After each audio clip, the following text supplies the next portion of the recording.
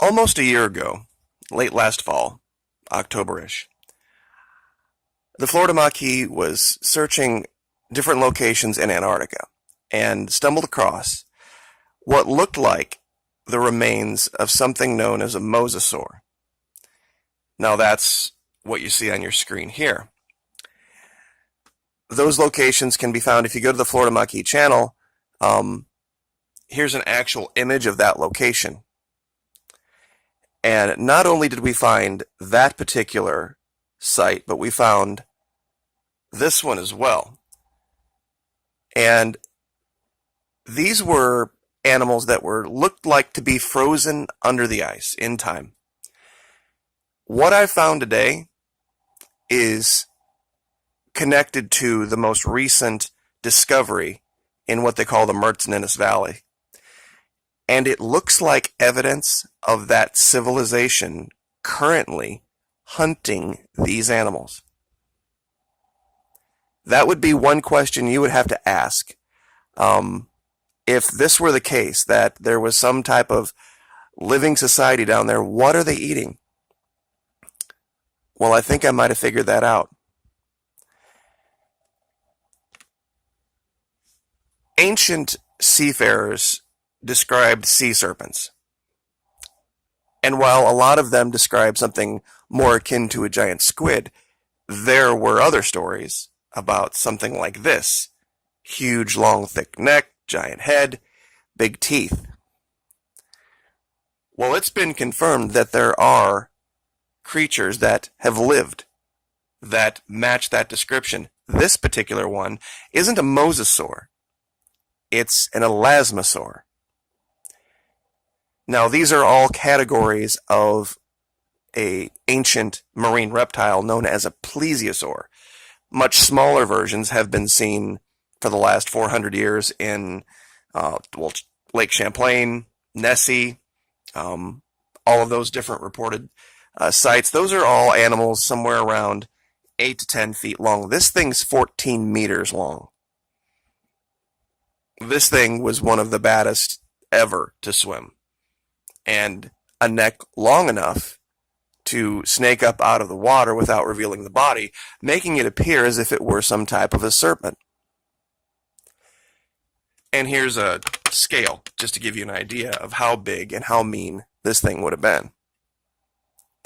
Now, even as big and mean as whales are, ancient man hunted whales. All the way back to the Romans, the ancient Asian cultures all went out and harvested these very large creatures for their oil. Their oil was prized for a very long time. Even to this day, the Japanese still do it.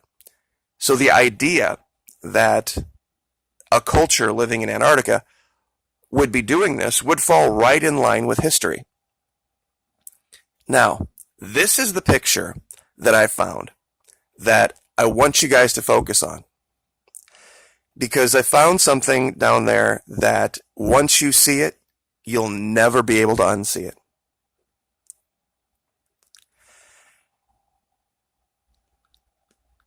This is the picture that I was just showing you here on the right. I want you to look over here on the left by this giant pool of blood. Science describes this creature as being 14 meters long from nose to tail. I'm going to measure this right in front of this cave for you. Let me bring up the ruler real quick and bring that picture back. There we go. All right, I'm going to measure this in meters. 1 second. Okay, there we go. Starting here.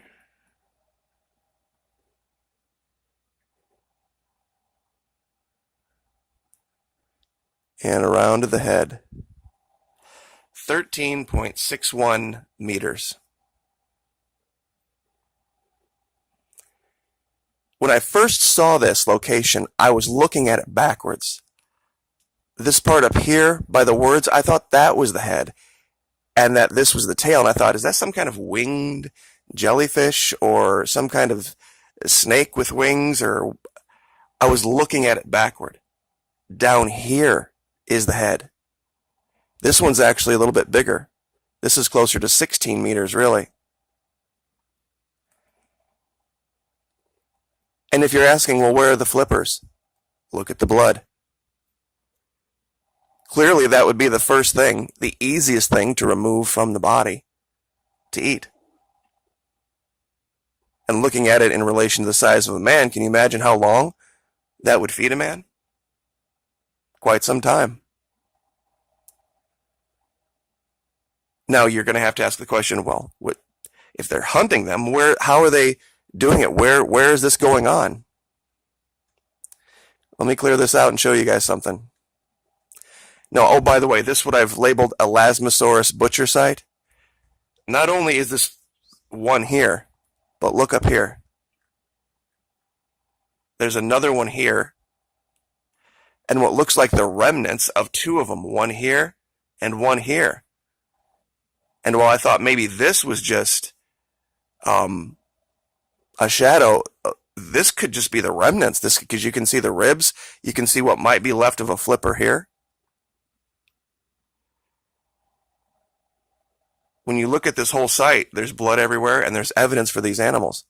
There's also, once again, more footprints, but let me show you where they're getting them. And oh, by the way, here's the crash site. What I've alleged to be a 1,000-foot-long crash site.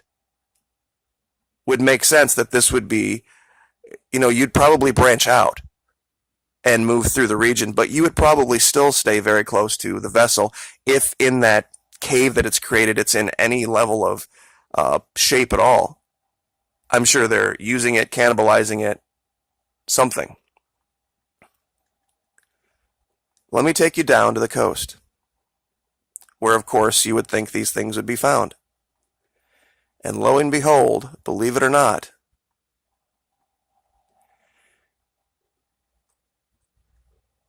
I'm going to go in order, kind of counterclockwise. HFVI stands for Hunting Fishing Site, or VI6. All along this coast, there are these dark reddish, stained areas near the water. Here's two of them.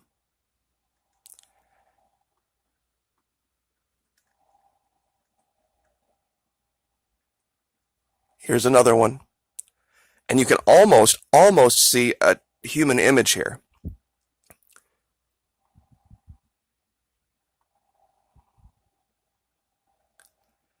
Here's a massive one. There's two sites here and another site here, and clearly something up on the ice.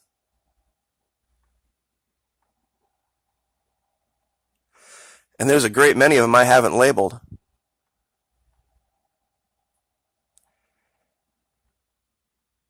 Here's a very large site here, all sorts of red and yellow. It looks like there's this frozen over area here where they might have pulled something up through, almost.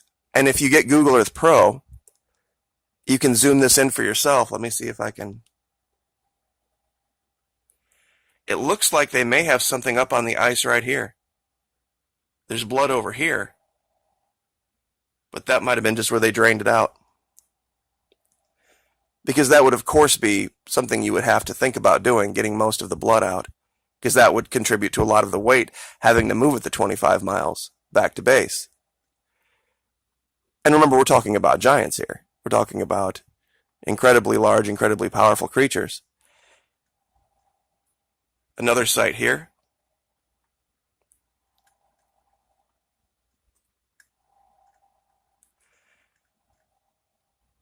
They're just all over down here.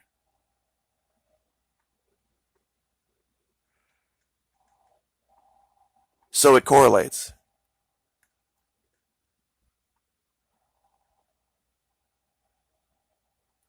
The species lives down here, confirmed.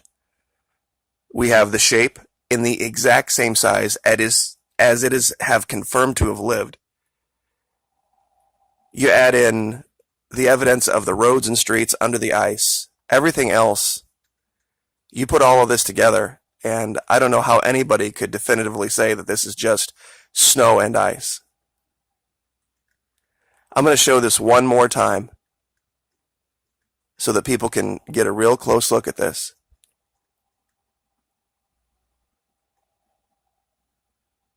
Okay, this is about as close as you can get before it goes down to ground level. There's the shadow.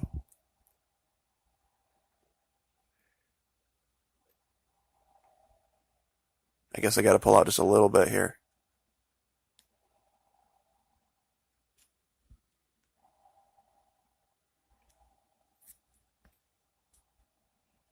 And this is what science describes as what an elasmosaur would have looked like. There's the blood. There's tracks. Clear evidence of activity here. This is an area known as the Mertz-Ninnis Valley.